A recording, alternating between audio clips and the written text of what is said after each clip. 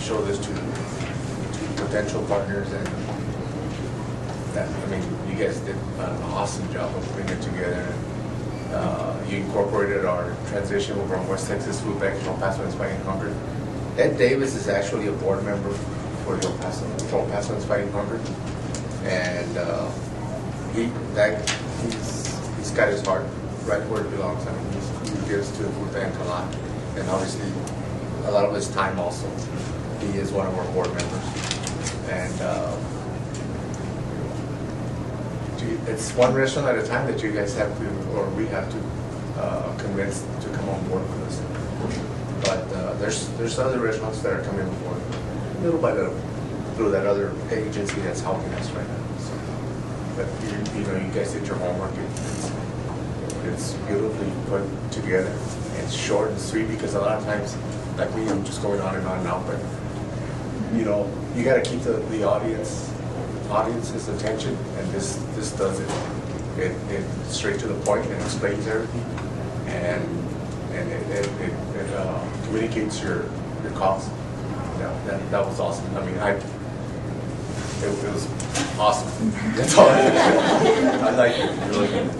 I had a question. You mentioned the Good Samaritan Act that releases, let's say, a restaurant for liability if they were to give food. Did you question anybody from the health department whether there were any rules or regulations that they had?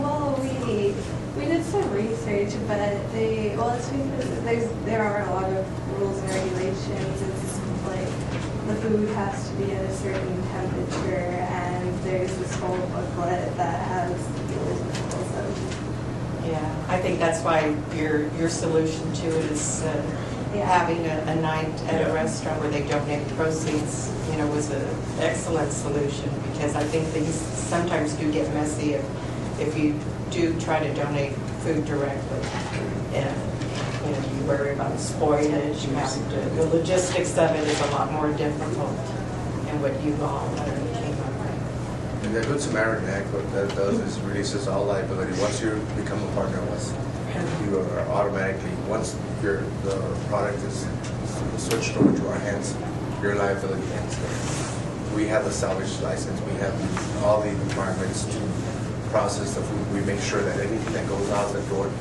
is edible, is still healthy, intact, where its integrity has not been compromised.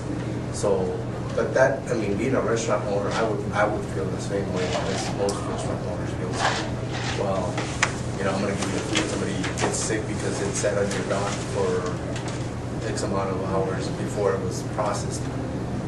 There's no liability to the owner, and as of yet, I've never heard of it. I've only been with the food bank for 1 year, but there's never been any situations where somebody has come in and said, "Hey, you know what? I got sick from eating that lettuce."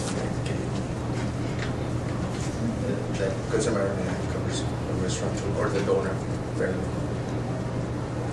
And as a food bank, do you prefer having donations, monetary donations, instead of, let's say, food, or unprocessed food like cans of food, things Both. like that? Both. Right now, like I told you, there's an organization that's helping us out right now. They're actually going around picking up the food for us from restaurants, and we have about 10 restaurants on board already. And like I told you, just having that luxury, really the luxury of these people going around and picking it up for us on a daily basis. And the guys show up, you know, and they come out with a little bag, drop it off for us, and then they'll pull up with a pickup and up to the dock and unload a lot of food. It's lopsided, you know. One day they pick up a lot of food, some days they just bring us a little bag. But like I said, we can't be picky. We'll take whatever is given to us. There is a partner in our system that will use it. We also have the need for diapers, personal hygiene, care products.